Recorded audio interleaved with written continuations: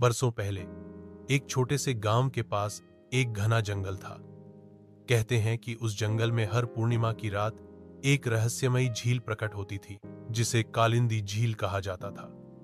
पर किसी ने भी झील को अपनी आंखों से नहीं देखा था, सिर्फ सुनी सुनाई बातें और कुछ धुंधली यादें। एक बार गांव का एक नवयुवक अर्जुन इस रहस्य को सुलझाने का निश्चय करता है। पूर्णिमा की रात, जब पूरा गांव गहरी नींद में था, अर्जुन चुपके से जंगल की ओर निकल पड़ा। हाथ में मशाल और दिल में डर का साया लिए वह धीरे धीरे पेड़ों के बीच से गुजरता रहा।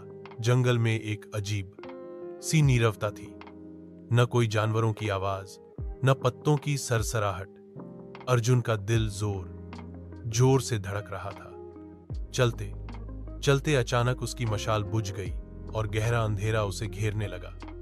तभी झील के किनारे हल्की सी नीली रोशनी दिखाई दी। वह उसी रोशनी की ओर बढ़ता गया। झील की सतह पर हल्की हल्की लहरें उठ रही थीं और चांद की रोशनी उसमें झिलमिला रही थी। अर्जुन ने देखा कि झील के बीचों बीच एक रहस्यमयी आकृति खड़ी थी। वह कोई महिला प्रतीत हो रही थी, झील की देवी या कोई भूली हुई आत्मा।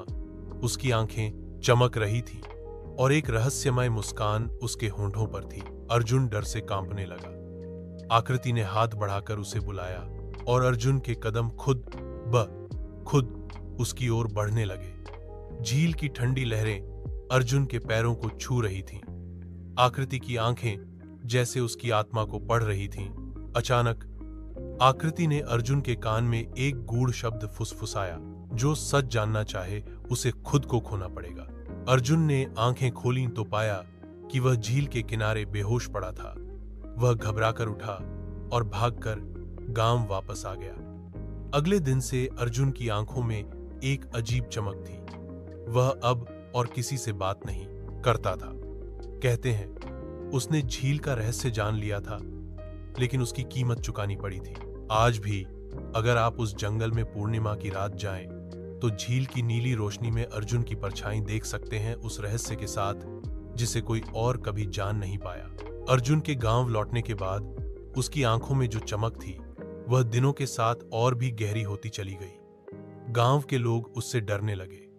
कहते थे अर्जुन की आत्मा अब उसकी नहीं रही। एक रात गांव के बुजुर्ग बाबा श्यामदास ने अर्जुन के कमरे में झांकने की हिम्मत की। कमरे के अंदर एक अजीब सी परछाई थी, जो दीवारों पर लहरों की तरह कांप रही थी। अर्जुन फर्श पर बैठा था। उसकी आंखें बंद थीं और होंठ लगातार वही रहस्यमय शब्द दोहरा रहे थे, जो झील की आकृति ने उससे कहे थे। जो सच जानना चाहे उसे खुद को खोना पड़ेगा। अचानक अर्जुन की आंखें खुल गईं। उसकी आंखों में अजीब सी आग थी। उसने बाबा श्यामदास की ओर देखा और एक धीमी आवाज में कहा, अब यह सच तुम्हें भी जानना होगा। बाबा श्यामदास डर से कांप उठे। अर्जुन ने अपना हाथ बढ़ाया और जैसे ही बाबा ने उसका हाथ पकड़ा, एक नीली रोशनी कमरे में फैल गई। बाबा की आंखों के सामने वो झील और वो आकृति फिर से प्रकट हो गई। इस बार आकृति के चेहरे पर गहरी मुस्कान थी, जैसे किसी रहस्य का उद्घाटन होने वाला हो। अर्जुन और बाबा श्यामदास दोनों आकृति की ओर बढ़े।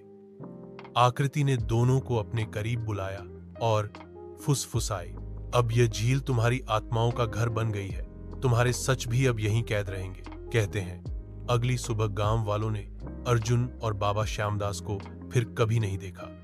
लेकिन पूर्णिमा की रात झील की नीली रोशनी में दो परछाइयां नाचती दिखाई देती हैं, अर्जुन और बाबा श्यामदास।